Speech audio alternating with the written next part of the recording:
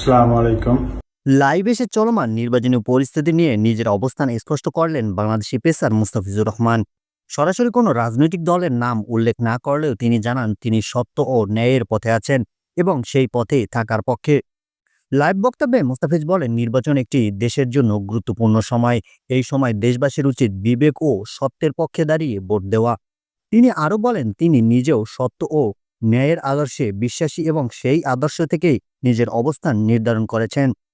লাইভের শেষ অংশে মুস্তাফিজ দেশবাসীর উদ্দেশ্যে আশাবাদী বার্তা দেন। তিনি বলেন, আমরাই পারব নতুন বাংলাদেশ গড়তে, আমরাই পারব বাংলাদেশকে দুর্নীতিমুক্ত করতে।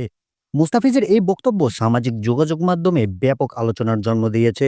অনেকে এটিকে একজন ক্রীড়াবিদের নাগরিক দায়িত্ববোধের প্রকাশ হিসাবে দেখছেন, আবার কেউ কেউ বলছেন খেলোয়াড়দের এমন বক্তব্য আরও দায়িত্বশীল হওয়া উচিত। তবে মুস্তাফিজের পক্ষ থেকে এখনো পর্যন্ত কোনো নির্দিষ্ট রাজনৈতিক দল বা প্রার্থীর প্রতি সমর্থনের ঘোষণা আসেনি। নির্বাচনের আগে এমন সময় জাতীয় দলের একজন তারকা ক্রিকেটারের এই বক্তব্য নতুন করে আলোচনার কেন্দ্রে উঠে এসেছে।